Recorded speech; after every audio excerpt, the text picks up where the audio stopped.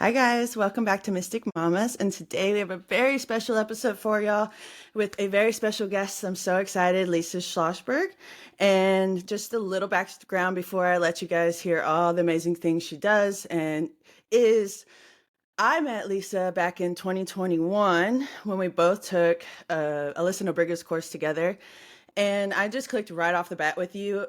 We had very similar backgrounds and stories in terms of like big significant weight losses that we assumed would fix everything when it literally fixed nothing and actually probably gave me more of a weird body image and body dysmorphia and this like weird mindset where I was like, what? It didn't fix my emotional eating. It didn't fix this. It didn't fix that. And I just really resonated with your story. And back then, when Dakota and I first started this podcast, it was something different. It was detox back then, but I wanted to have you on the podcast then. And as life would have it, it just kind of didn't work out that way. But now we're in such a good space. And I feel like, of course, universally, it worked out in the alignment in the perfect time period because Dakota and I both struggled again with emotional eating when we got pregnant. We lost all of our vices and turned to food in our prenatal depression. And it was hard to kind of overcome. And I know a lot of our audience deals with as females, don't we all, right? Body image issues and some of us emotional eating. I have struggled with food addictions in the past. And so having you on is just like this big full circle moment. And I'm just so stoked to share all your wisdom with our listeners and audience. And yeah, so I'm going to jump right in and kind of let you tell us about yourself and what it is you do and all the juicy things. You. What an You're intro. I welcome. feel exactly the same way. That is, it's really rare, on the internet to find people that A, have a very similar story, but also B, like, think about it, talk about it, share about it the same way, you know? And Yeah. so, yeah, it's just been kind of years of orbiting each other on the internet. So this is exciting for me too. And I love that. Okay, so hello. My name is Lisa Schlossberg.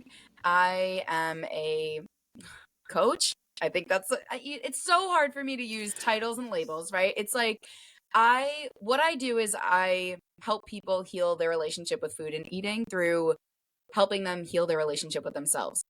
There, there's a lot that goes into it mentally, emotionally, spiritually, socially, physically, physiologically. So, especially through my own experience, I've learned we need a holistic approach.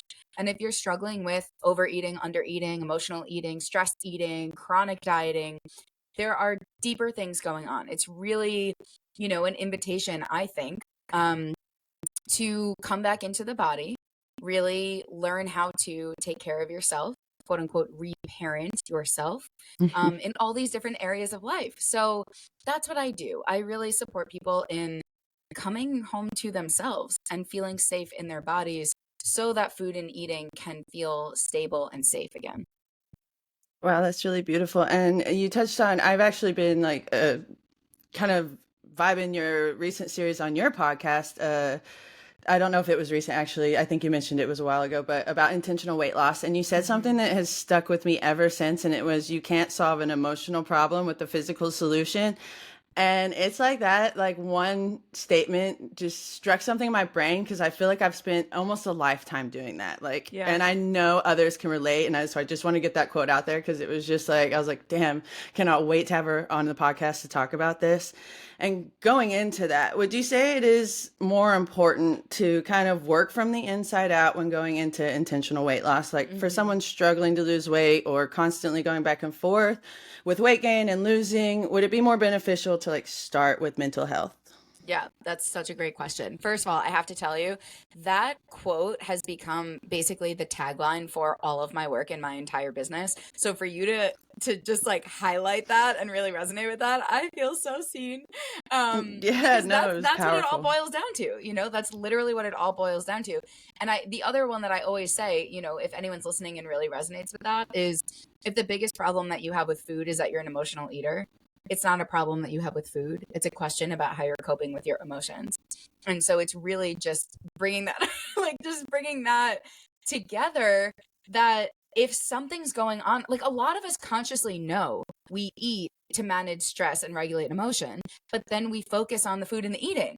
And it's like, it's never going to solve the problem because you can't solve an emotional problem with a physical solution. The same way that if your drug and alcohol addiction, right, is related to trauma and things like that, you can take all the drugs and alcohol away, but you have deeper work to do for that shift to be sustainable.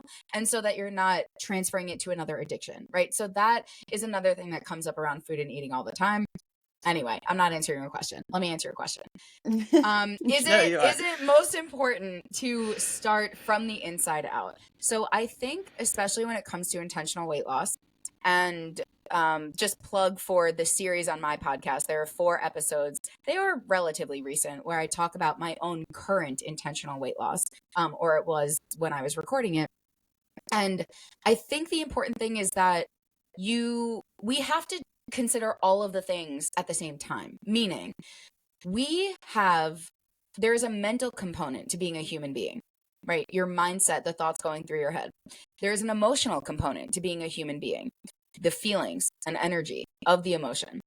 There is a spiritual, social, environmental, physiological, ancestral, cultural, right? There's all these parts, but there's Yeah. also the physical reality of things, right? So I think what I've seen is that very often we will start with kind of like a diet culture approach, only think about food and eating, and then that's obviously not going to work long term. It might work in the short run, but it's not going to work, for the rest of your life. But then I've also seen, we kind of swing the pendulum a little bit and say that, well, if I'm an emotional eater, then what I have to do is the emotional work. And that is absolutely true. But what I find is that it is the most effective and supportive to address it at the same time, meaning doing the emotional work, but also being awake and conscious and mindful about your relationship with food as it's happening in real time. Because I think, again, this is just what I've seen in my work, that people assume or tend to think that if they do the deeper dig, to why their relationship with food is the way that it is, which is important and has to be done, that their eating habits will just naturally start to shift. And some people find that. But I also think if you're really struggling with food and eating, it requires an awareness and a consciousness of how things are going on a day-to-day basis with food and eating. So I think it has to really be both. And I think just getting a little bit deeper into what do I mean by that.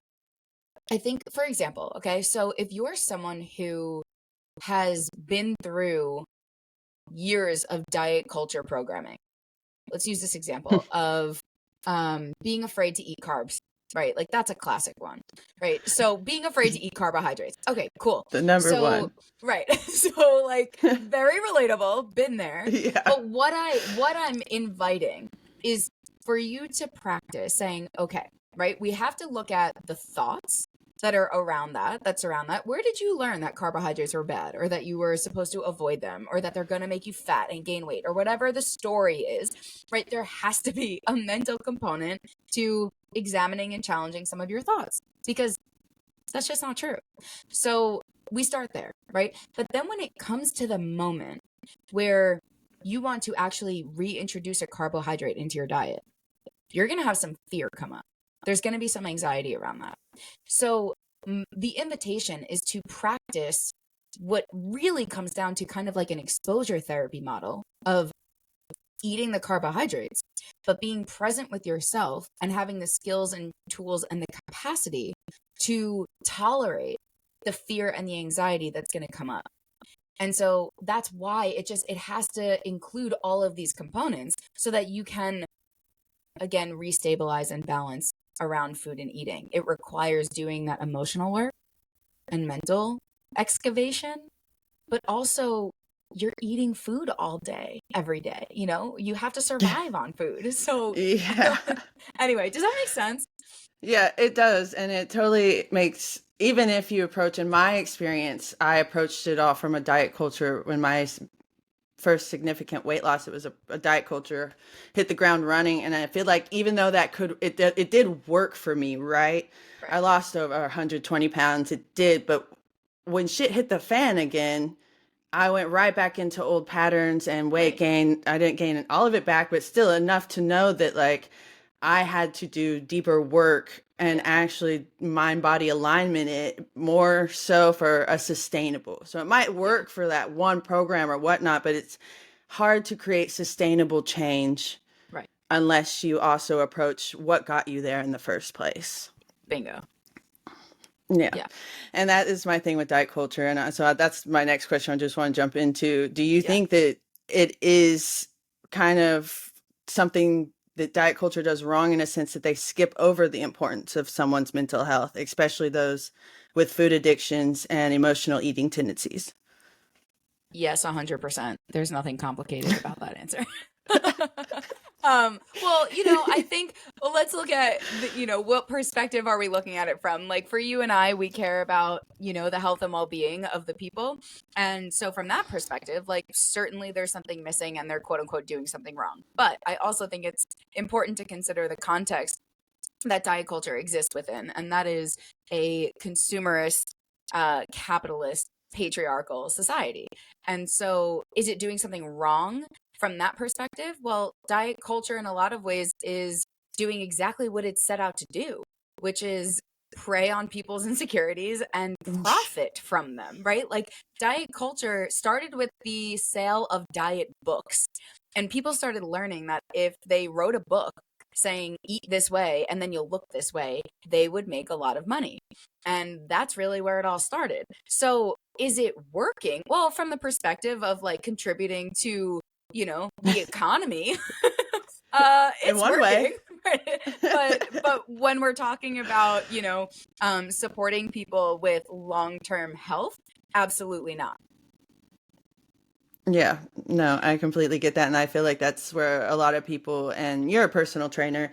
You didn't mention that you are a Right. certified personal trainer. I don't know if you still practice, but in that, do you find that a lot of your fellow like people in that field actually took the time to pay attention to the emotional side, or was it all mainly just you just got to work harder and eat Right, right? right. It's such a good question, and the reason I'm laughing is because I always think about like when I was a personal trainer. So I started and I was working at a gym, like a corporate gym, and I had a ton of clients and I loved it. I'm not still personal training, but I miss it all the time and I really do love it. But I remember like working with some of my clients and then I oh my gosh, I'm laughing.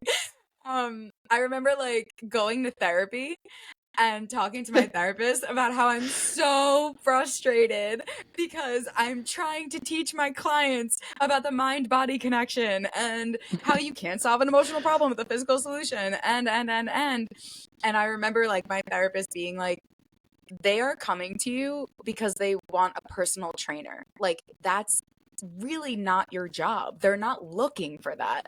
And I have so much compassion for the version of me that existed in that role because I so badly wanted everyone to take care of their health and not just their bodies and not just their aesthetics. And that was such a struggle for me because, yeah, I mean, a lot of the people that I worked with, it was more of just diet culture, kind of calories in, calories out, willpower, white knuckle it, blah, blah, blah. I felt really surrounded by that. Not everyone, obviously. I remember working with a fellow personal trainer at the gym at the time was also a nurse, and like her and I really saw eye to eye on the holistic approach to health, and we trained and talked to our clients in a very similar way. But I remember at that time also learning and seeing firsthand that a lot of people who are personal trainers and health coaches are the most quote unquote disordered and dysfunctional around food and eating and their bodies. And that was very eye opening to me at the time. Um, so that's how I would speak to that.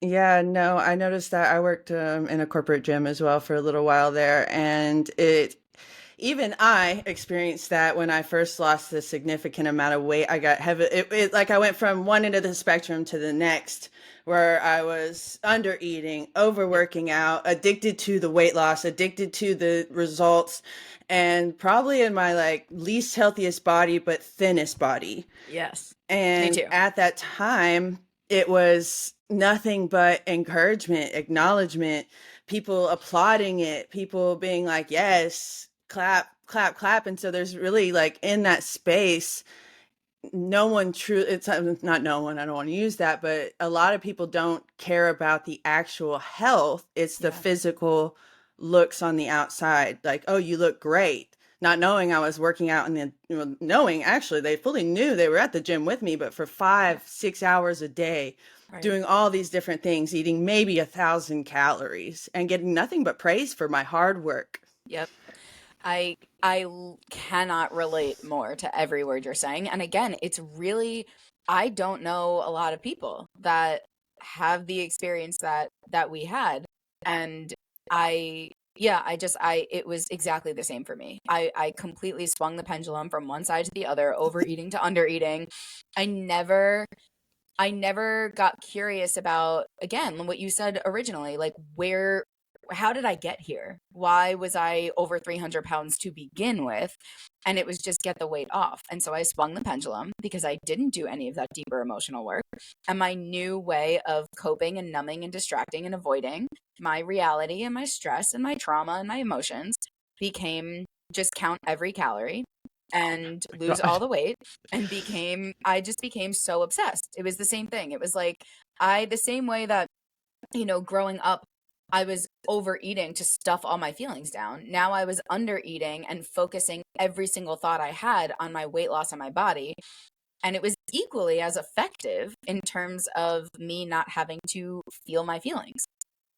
So anyway, I could go on and on and on about that kind of part of the journey, but absolutely, absolutely, the new addiction became all the praise and the reward and the, just the applause.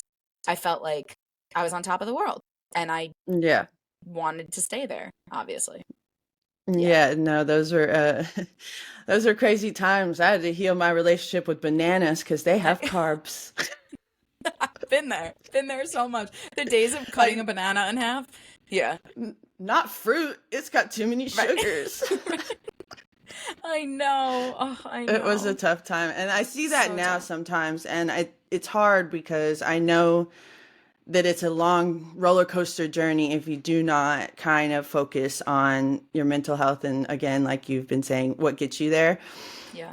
to begin with, Yeah. and uh also realizing that like in food addiction with me, food addiction for me was really tough because you can't get away from food. It's like Yep. you were saying, like you have to live on it. We eat to celebrate things, we eat to mourn people, we eat to do everything, Right. and it has been one of the tougher ones. And I know that even when you get to a space, unless you're working out or unless you're doing the like emotional health, mental work as well, you kind of relapse in this weird back and forth. And Yeah. Yeah. I personally, I'm just going to talk about my own experience. I had done a lot of work, Alyssa's course, everything, and I thought I had really passed that area of my life. And then I got Mm. unexpectedly pregnant. And I wasn't someone who ever really wanted kids. I love my child so much. That's not what we're here for. Our listeners know that, but it was I got really depressed during pregnancy. I also had a really tough pregnancy. I was on bed rest. I um, couldn't move. It was a hard time.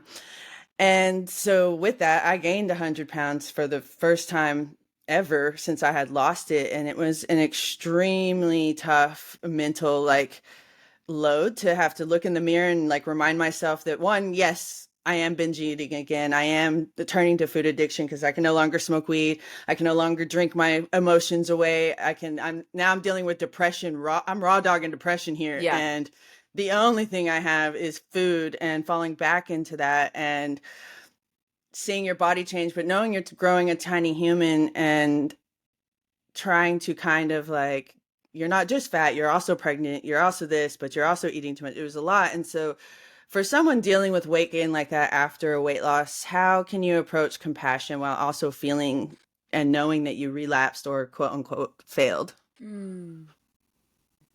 Oh, thank you for sharing that. Oh yeah, no And thank problem. you for asking this. No, it's so important. And I will tell you, do you follow the holistic psychologist on Instagram? I do actually. Okay. So for anyone not familiar, Dr. Nicole Pera, anyway, whatever. Her Instagram is great and a huge resource. But the other day she posted something about how our like compulsive, I don't know if that's the word she used, that's the word I'm using, um, behaviors, and that could include drugs, alcohol, food and eating, anything else really relates to just trying to, manage and cope and make all the sense in the world. And there's nothing wrong with us and we're not broken. And I commented on it and I said, thank you so much for including food and eating in this conversation, because very often we're talking about like drugs and alcohol and other things, but we're not including food in the conversation as much. And I think there's a lot of reasons for that, but I'm starting there because she responded to it and she also pinned the comment. And since that, over the last few days, like 800 people have liked it and commented on how they are struggling with food in the same way that they've struggled with other things. And one of those comments was someone saying, this was exactly me when I got pregnant and after I had a kid, because I went through recovery for all these other things, but now it was food. And she said, like, I gained all this weight because that was the new thing that made me feel safe and comfortable. So, first of all, I just really want to thank you for sharing that and validate the fuck out of your experience. Thank Um, you. and in terms of answering the question, how do we practice compassion? This is going to be like a really dumb and annoying answer, but the straight up truth is you practice compassion. You practice compassion. It's not easy and it's really challenging, especially when you are struggling with shame and whatever else might be coming up, shame, fear, guilt, judgment, regret. When we are like spiraling through all of that, the first thing is become aware. Become aware that you're beating yourself up and you're shame spiraling and the inner critic is in charge. Like, first, you have to just know that that's happening. And from there, I always refer to, when I talk about self compassion, Kristen Neff is Dr. Kristen Neff does a lot of research on self compassion. Her work is brilliant, and I've become like obsessed with sharing it and teaching it because she basically operationalizes self compassion, and the first part is mindfulness. So just becoming aware that you're in a place that hurts. So this is a moment of suffering. This is really hard. This is painful, right? Whether you're talking about gaining 100 pounds or you're talking about the shame you have about the 100 pounds, it's like, this just is really hard. So let's not look away from it. Let's not make it something it's not. This is hard. This is a struggle. The second part is shared humanity. That's where you remember that you're not alone in this. This is a very human thing. This is a very human, normal thing. Your experience is valid. It's completely appropriate for you to be thinking and feeling what you're feeling. And then the third part is, how can I be kind to myself? How can I be kind to myself? What does that look like for me right now? And sometimes the easiest way to do that is just think about some things that you would say to your best friend or your loved one or your child if they were in this position, right? And it's not to make it go away. It's just saying to yourself, maybe you can be less judgmental. Maybe you can just, for me, it's like, just like get off my own back.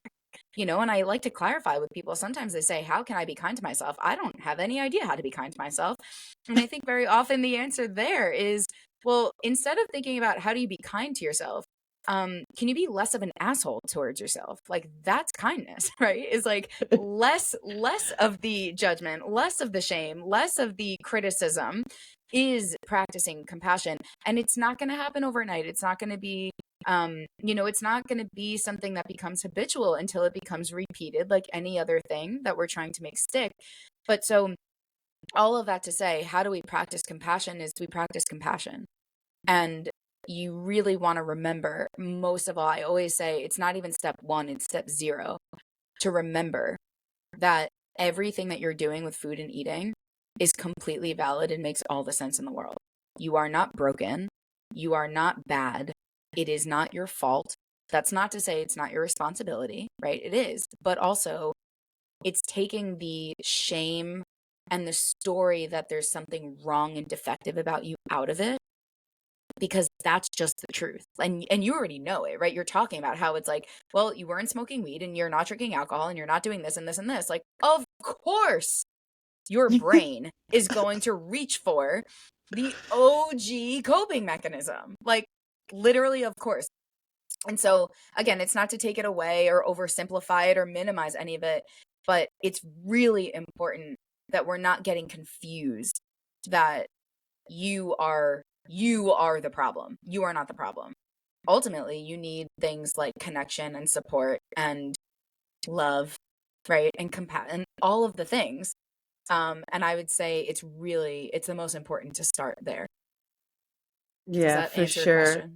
Yeah, it does. Thank you very beautifully. And for my own, I'm really grateful for the work, and actually following your page has helped a lot in that process, because in this particular intentional weight loss, since I've had my son, it's been the slowest weight loss game I've ever played, but also the most loving to myself and my I also experienced postpartum depression and also postpartum anxiety, which was really tough. And I was just able to kind of go easy on myself with everything. And, becoming a new mom, a first time mom with no village, no help, and no idea, because I never was around a lot of kids before. So it was like, I can't give my whole brain and my whole like hyperfixation on weight loss. I really Yeah. can't. I literally couldn't. There was no room or space. I just had to focus on being a mom, and also heavily focusing on how moving my body every day for my mental health Yeah. helped me emotionally regulate myself and be able to kind of like move through some of the anxiety and depression I felt over every little thing all day long with this tiny little human.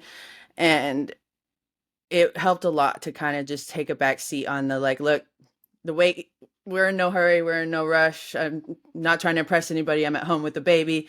Let's just take it slow. And also another thing that I have adapted to is, because it got hard to look in the mirror, right? I kept seeing this old version of myself that I thought I would never see again, even though it was in a whole new version of me.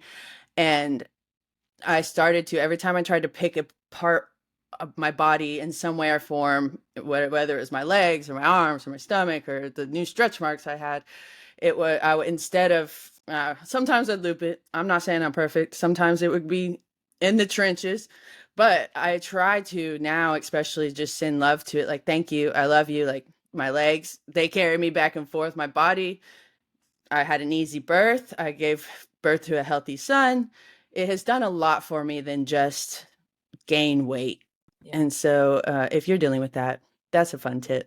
Mm, And yeah. yeah. And then Thank you. you're welcome. I- That's my experience. I know it's been tough. I know some of our audience members as well have, experienced very similar things. So I'm glad we could touch on that. And in that, how can someone use their relationship with food to help heal the relationship with themselves? Oh, great question. How long we got? We have So time. there's a lot of kind of different ways I can approach answering that, but I think ultimately, if I go back to the example I shared before around carbohydrates, okay, Hmm. or let me use a different example because same applies there, but now quote unquote on the other side of the spectrum. I teach this in my program a lot. It's really the foundation of it all. That is, let's use the example of, you know that you're eating when you're not hungry, and you know that you're eating, once you become aware of that and you start being introspective about that, right? With, again, no judgment, no shame. It's totally normal and totally valid to eat when you're not hungry, of course. So human. I do that all the time, right? Okay, cool. So taking Oh, taking yeah. taking all the charge out of it, right? And I have to say, like, this was one of my favorite things about, I used to work with families and children. And we would teach them, and I would used to get to model to parents the way that they could talk to their kids around food. And one of the biggest things was that parents would, if they saw their kid overeating, let's say, or just, they know that their kid's not hungry because this is like the fourth serving of dinner, and it's like, they're eating for reasons that are not physical. The parents, due to their own fear, stress, and anxiety about that, which is super valid, would really project that onto the kid, right? And then it's like, right, it brings me back to what dinner was like for me as a child. Are you sure you need to eat all Same. that? Are you really still that hungry? Like all the comments, right? So what that does Yes. is it creates an environment where the child doesn't feel safe to get their needs met. So anyway, the reason that I'm saying all that is because the way that we can reparent ourselves is, instead of noticing that we're eating when we're not hungry and meeting that with judgment and shame, which is what most of us do, right? It becomes this like, I know Yes. that I'm not eating. I know that I'm not hungry. Why am I eating? What's wrong with me? La, la, la. And then again, we're down the shame spiral. And then you can't get anywhere with that. In terms of shame, right? Shame is a paralyzing force. I think that's really important to understand. When you are stuck in shame, it's kind of like your animal brain thinks that there's a predator in the room and you can't move forward. You can't like grow and evolve in a shame spiral. You're stuck. You're stuck. So now, instead of going down that path, right, now we have an opportunity to turn toward ourselves. And if you're into inner child work, your inner child, and to say, with again, no judgment at all, the way that I would talk to children, which was, okay, so you're eating when you're not hungry? Yeah. Okay. That's totally normal. It is? Yeah. Don't worry about it. And their parents would be like, what? You can just, how did you get them to admit that? And it's like, because I'm not judging them and I'm not afraid of it. But from that place, okay, we get to turn all of this inward. So when you're noticing that you're eating when you're not hungry, you get to, with no judgment, look at yourself and say, what's up? What's up here? I wonder why, right? Replacing fear with curiosity is like the number one thing you can do. Replacing judgment with curiosity, compassionate curiosity, I might add. So what that means is you look at yourself and you say, what's going on here? So I notice that you're eating and I know that you're not hungry because I am you and I know that. And so I'm curious, what's going on that's making you want to eat food? We're practicing eating when we're hungry and stopping when we're full, and really practicing intuitive eating. And so part of that means that if we're eating because we feel bored, lonely, sad, anxious, what we need for that is not food. But it's another thing I like to say all the time is, just because your hunger isn't physical doesn't mean it's not real. So if your hunger isn't physical, that's totally valid. What are you hungry for? What do you need right now? Right? And this is really the opening to how we can use our relationship with food to heal our relationship with ourselves. Because that's where, whether you're doing this with an actual child, which plenty of my clients have done with their families, or doing it with yourself and your inner child, the question becomes, are you hungry or do you just feel like eating? And it's like, well, I'm not really that hungry. I just feel like eating food. Feel. Feel. What do you feel like? What emotions are you feeling? That's where I would take out the feelings wheel, feelingswheel.com, and really work on expanding the emotional vocabulary, right? Because it's like, oh, I'm not actually hungry. I'm just really lonely.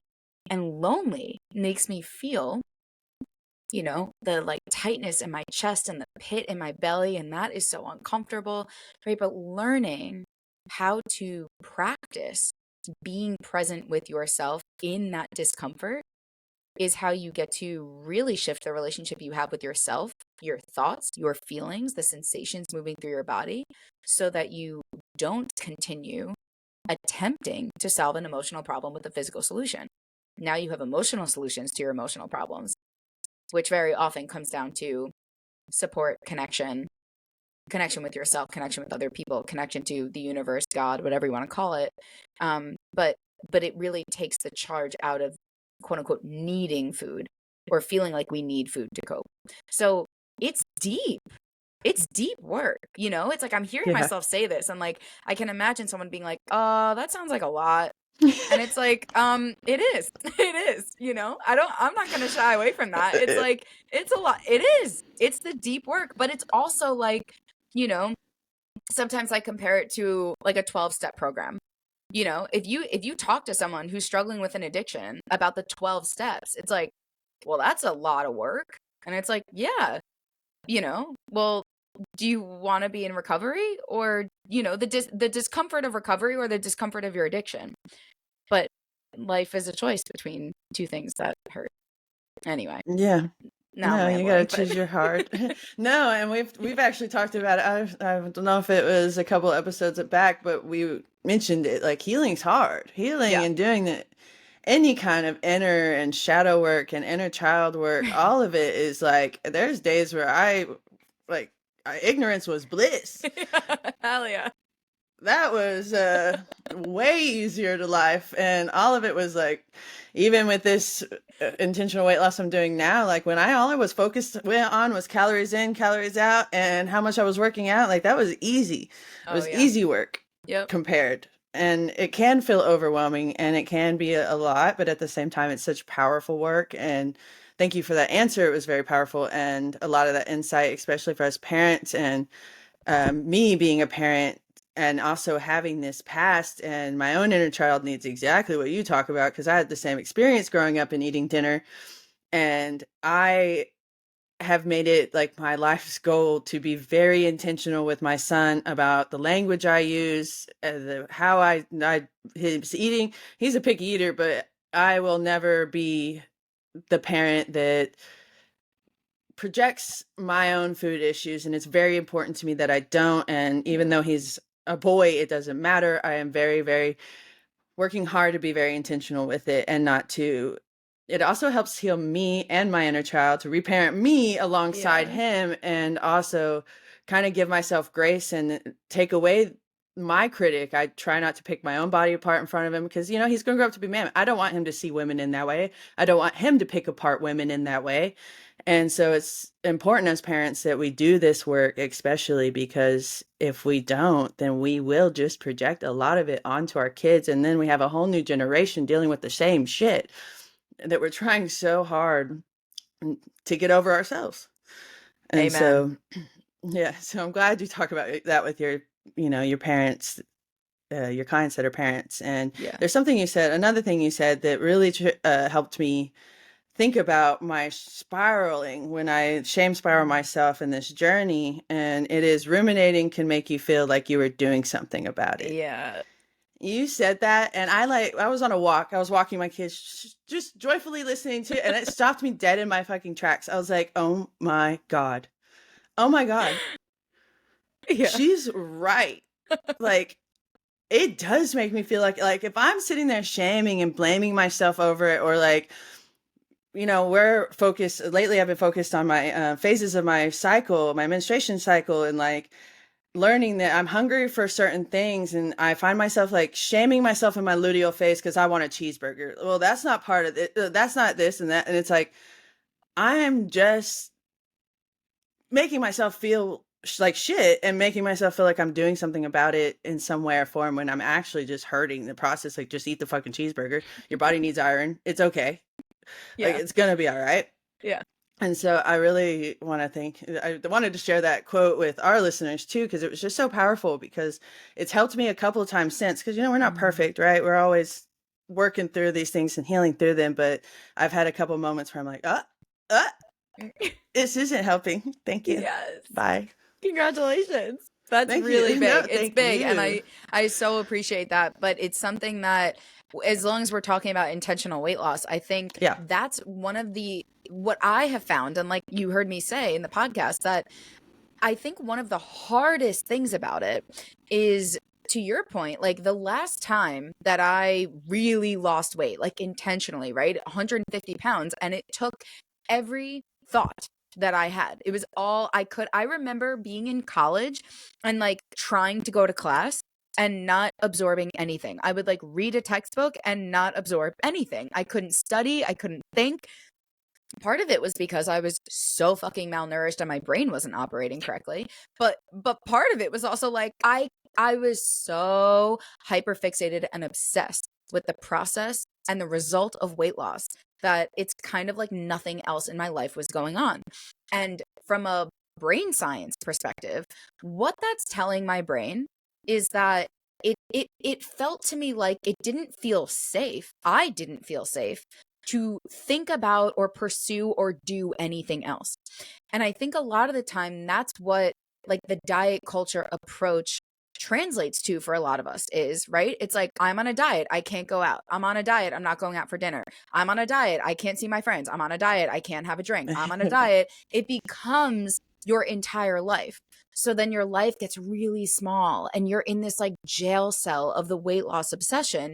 And that's unhealthy for a lot of different reasons. But so I noticed so much while I was doing like the last experience of intentional weight loss that that was the tendency, was to swing the pendulum and make it everything, make it every thought I had. So even when I knew, like, you know, I was thinking about food an adequate amount, not an obsessive amount, and I was, you know, intentional with my workouts and things like that, there was such a strong tendency to think about it all day, every day, and be obsessed with it. And so that was one of the hardest things. And like, again, you heard this on the podcast episode. One of the most challenging things was having to redirect my mind over and over and over again and be in that balance and that gray area where I'm being mindful, I'm being intentional, I am intentionally losing weight. And there are some things that I need to pay attention to because I live in a physical body. And so I'm going to look at and be mindful of what I'm eating, when I'm eating, how much I'm eating, things like that, right? The Yeah. thought of calories, an awareness of calories is not something that scares me. It's not something I feel like I can't go near. It's not all diet culture.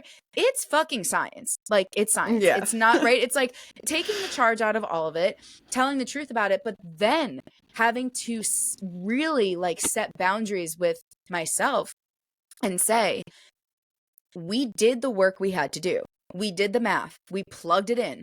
How many times are you going to run the calculations? You know, we're done here. We're done here. Yeah.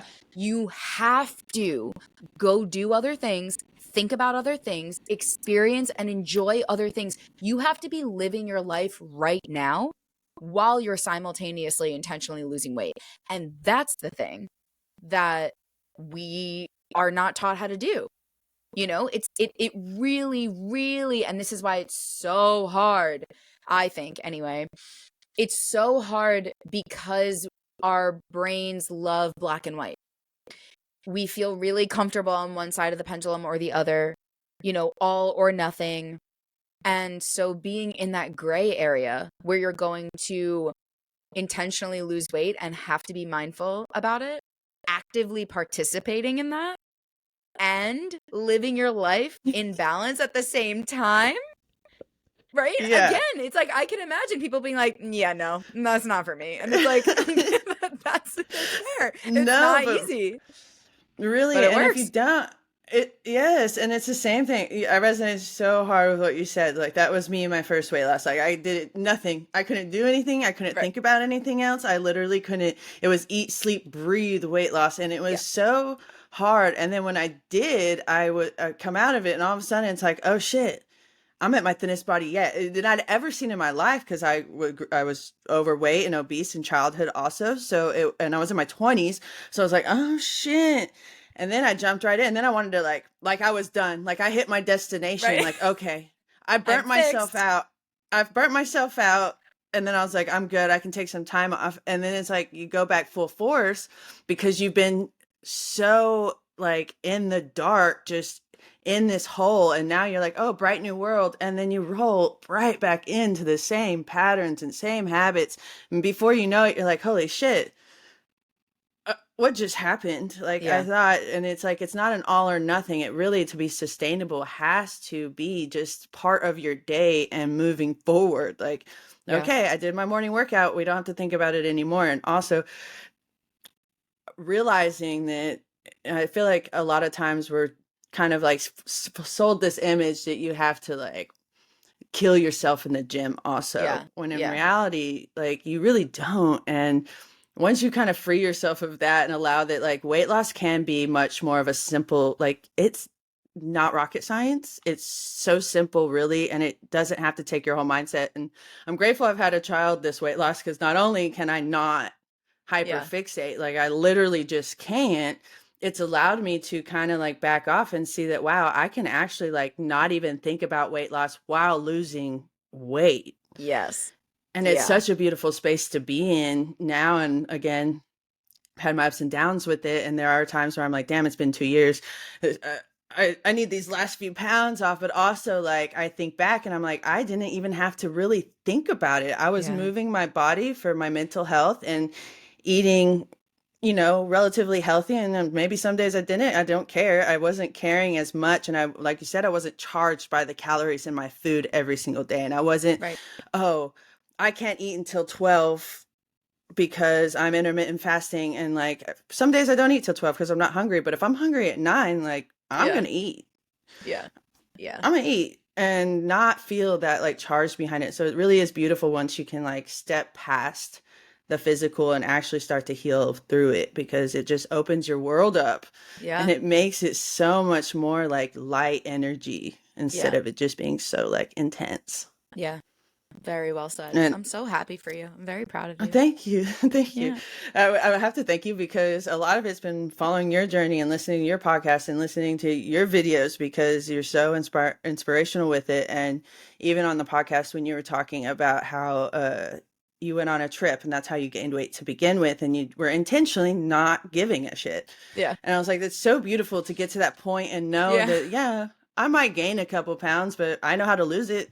And I Yep. can do that, and I'm going to Yep. enjoy my life on vacation and traveling, and like to take that like mental load off is just freeing. And Yeah. thank you. I'm glad you share your You're story the so way you welcome. do, because not a lot of people do. And in that, I think you somewhat answered the like, what would you say the most difficult part of committing to this Mm. journey of healing your Mm. body image issues and food Yeah. addictions are? So you kind of answered that, but is there anything you want to kind of like throw in there? Yeah, I think when I hear that question, I want to be again really straight up about how I think the hardest part, and I'm curious what your thoughts and feelings about this and what your experience has been with this. I think the hardest part is you have to wake up. You have to wake up. You have to be awake. You have to be conscious. And it's like, okay, what do I mean by that? Well, when I first started my big weight loss, I was not awake. I didn't know what I was thinking. I didn't know what I was feeling. I wasn't in my body. I was completely fucking dissociated. So what did I do? I went to Jenny Craig. I went to Dieting for Dummies. They said, they said, get on the I forgot scale. about Jenny Craig. Here's right, RIP. They said, get on the scale and here's your food for the week. So I lost probably the first 100 or so pounds without ever having to think or feel anything. Anything. I was asleep. I was not a conscious person. So now, right? That's why we're saying it's like, it's so easy when you just have to think about food and exercise. Oh man, like how straightforward.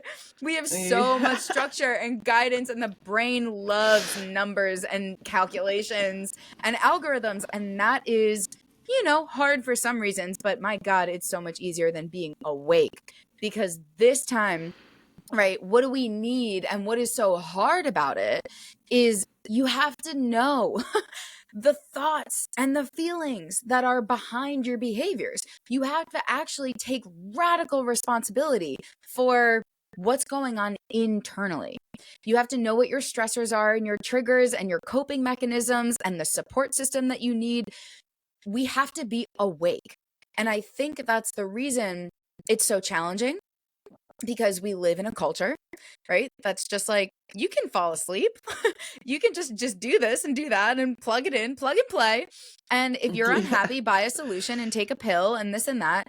And the culture really is not encouraging us to be mindful of our thoughts and connected to our bodies and feeling our feelings.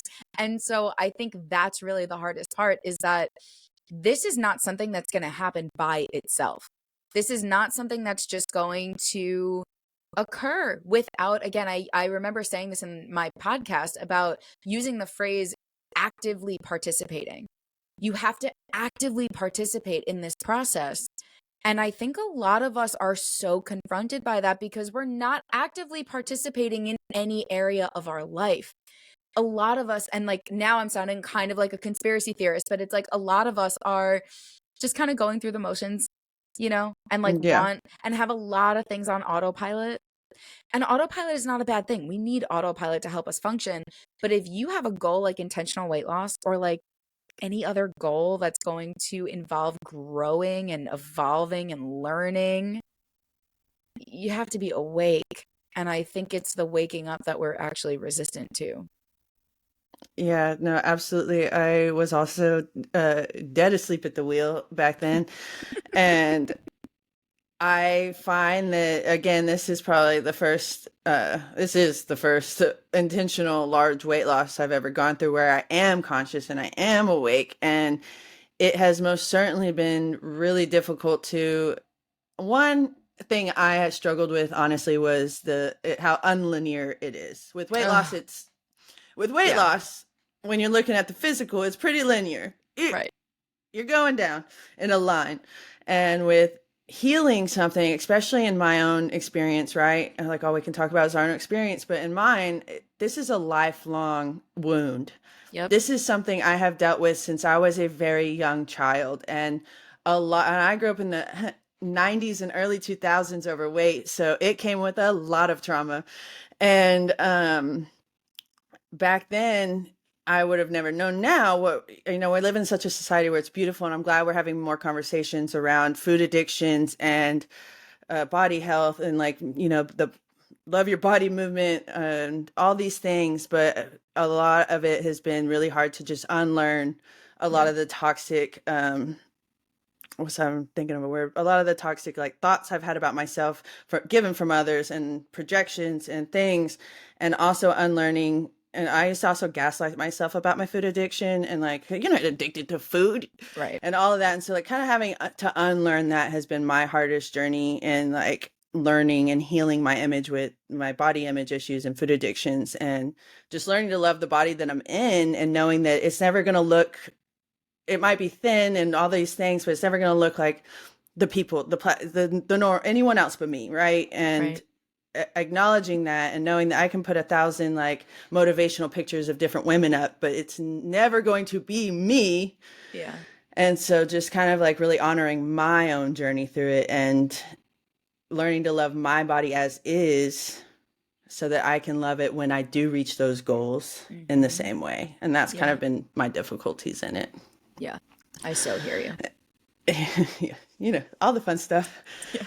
And so with that, we talk a lot about on this, and because as moms, we do a lot of nervous system regulation, a lot of emotional regulation in here, not only for our children, I have a toddler, but also for myself, because I get highly overstimulated, highly overwhelmed. So on here, we talk a lot about that. And so how would you say that nervous system regulation affects this journey? Hugely. Well, I think, again, it goes back to the beginning where we're talking about you can't solve an emotional problem with a physical solution. And another way that I've started saying that more recently, especially as nervous system work has become way more popular and embedded in this conversation, is you can't solve an energetic problem with a physical solution either. And what that means, right, is because our emotions are energy.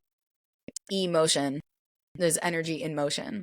So our energy, or our emotions, are energy moving through our bodies, right? And so you can say that some things activate your nervous system. And so if you don't know or don't have the skills or tools or the practice in regulating your own nervous system, well, then the energy that's in your body, it's kind of like it's getting stored in there, and it kind of doesn't have a place to go, right? I always use the phrase release the valve. Our valve needs to be released because we're experiencing all this emotion moving through our body, and it just needs a place to go ultimately. And so if you aren't in the practice of kind of letting it go and releasing the valve, well, where's the energy going to go? And one way that we cope with that is eating food to numb and cope with that discomfort. And again, that could be the discomfort of being like more anxious. It could be the discomfort of feeling lonely, sad, down. It could be whatever's going on. It's a very direct link, because again, it's the idea of, if you're eating when you're not hungry, it doesn't mean the hunger isn't real. It just means it's not physical. So if what we need, a lot of us, what we need is to be able to feel our feelings and not just think about what we're feeling emotionally, but to actually get into our bodies and out of our head, into the feeling body, out of the thinking head, mind, brain, and really allow that to be, again, felt and expressed, moved through. And when we can do that, I've seen this so many times now with my clients. It's like we can talk about, someone will say, I was eating again. I had my third dinner and then I was on to dessert and all the thing, and it's like, okay, so if we, and if you're listening to this, you can practice this like right here, right now. If you can identify a time where you were, use the example, overeating or stress eating or emotional eating. Again, first, just be mindful of it. Like, this is the situation. This is what happened. This is what I was doing. Okay. No judgment, no shame. You're not doing anything wrong. What was going on? What were you feeling? What were you thinking? Like, kind of paint the picture and just remember it. Right. And it's like, well, okay, when I slow it down, and that's often the thing that has to happen, is we're moving at 1,000,000 miles an hour. Again, we're on autopilot. So we're not being introspective in the moment. So if we slow it down and just get curious and say, what was going on? What were you thinking about? What were you feeling? And it's like, oh man, I was thinking about that meeting I had with my boss that morning and it was so bad. I was so embarrassed because I really tore up this thing that I had to hand in and da da da da da. And it's like, oh, okay. So what were you feeling? I felt really ashamed. I felt really scared. I was really judgmental of myself. Okay. How does that show up in your body? Right? This is the part of the nervous system. How does it show up in your body? Where do your emotions live? What is that experience like for you somatically? One that comes up for me personally very often is the pit in my stomach, right? Anxiety for me shows up as tightness in my back, weight on my shoulders, pit in my stomach, right? And so from that place, what I support people in doing in that moment is breathing into it and really noticing it and allowing it to be here. Because I find a lot of the reason that we're eating food is because it feels like, if we feel that feeling, if we allow ourselves to connect to that part of us that feels like there is an empty, insatiable pit of anxiety in our bodies, we will die. And so what we do is, instead of feeling it, we fill it. That's what I was spending my childhood doing, filling it instead of feeling it, right? And so that's where, okay, you breathe into it, you breathe through it, you allow yourself to remember that this, another thing I say all the time, this is very uncomfortable, but it's not unsafe. You don't have to numb this. You don't have to run from this. You don't have to get out of this. You want to feel this and allow this to be present. And then that's the moment. It's like magic. It's like magic. Things move, you breathe into it, and 60, 90 seconds later, it's like, wow, it moved. And that's the moment, you realize that you don't actually need food to cope with that discomfort. You can cope with it and feel it yourself. That is the step-by-step kind of process around healing and self-regulation, so that we don't need to rely on food and anything else. Well, thank you for that. That was powerful. I felt like I was being coached for a second. I was like, oh, wait, okay. I'm ready. I'm here. I hope that helps everyone who's listening. No, I'm sure it will. It helped me. Thank you. And so what would you say is like a small, because yes, as we've mentioned before, this can kind of feel overwhelming. It's a lot. Yep. What would you say is like a small step someone could take to get started on their journey healing their body image? And good question. Yeah. So I'll offer you two things. If you're a go-getter, you can try both of them. The first is, I think mindful eating is a really helpful place to start, because again, we we want intuitive eating, but we're not living intuitively. We want mindful Yeah. eating, but we're not mindfully living. So a lot of the time, when people start mindful eating, which is really just to say being mindful of your eating. Like it's so it's very simple, but it's so challenging. And you know what that means is not scrolling on your phone and not watching TV, and really paying attention, activating your five senses of the experience of eating, so you can be in your body while you're feeding it, really embody your body. And so that's a really helpful place to start, because a lot of people will find and notice that when they practice turning off the distractions and slowing down to really taste the food that they're eating, they will notice and sometimes be very confronted by their eating habits. And it's like, oh my God, I'm eating at a million miles an hour. I'm watching TV, I'm listening to the radio, and I'm scrolling my phone all at the same time. Like, I'm not present for this at all. Right. And so, mindfully eating for me is a really good place to kind of like start to peek under the hood of what is going on in your relationship with food right now, because it's really just saying start paying attention. And it's not with the agenda of changing anything or controlling anything. It's really mindful eating to say, what are the thoughts I'm having while I'm eating? What are the feelings that I'm having while I'm eating? What are the behaviors and the distractions? Like, what is the experience of eating for me like right now? And just starting there. And that's where you can collect some of the thoughts, and you'll notice that some of them are so old and are, you know, your father's voice from when you're 7 years old. And it's like, oh, you know, you picked that one up long away. You also have the freedom and permission to put that back down. So you have to be, you know, you have to like first collect the thoughts before you can do something about them, update them, right?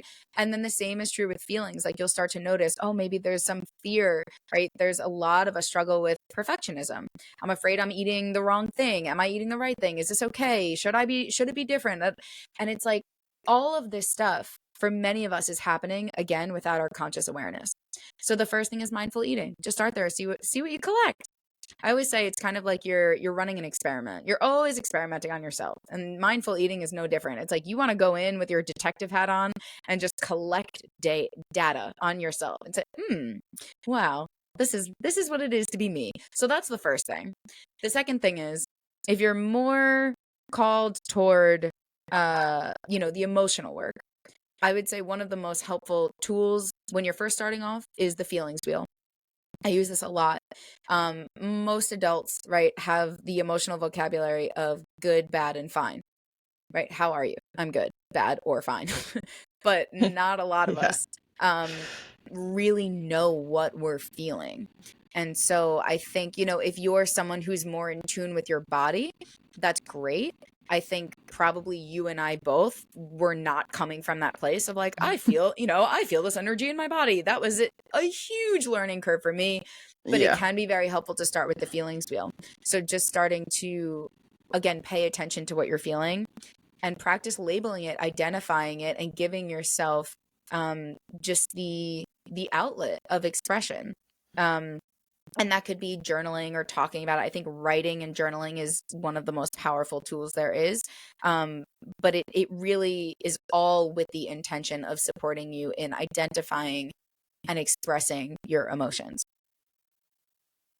Thank you. Those are great and super powerful tools. And I need to honestly call myself out on the mindful eating one, because I often am guilty of watching TV while I eat, or, just kind of like mindlessly eating my meals instead of just being really intentional with it. So thank you for that.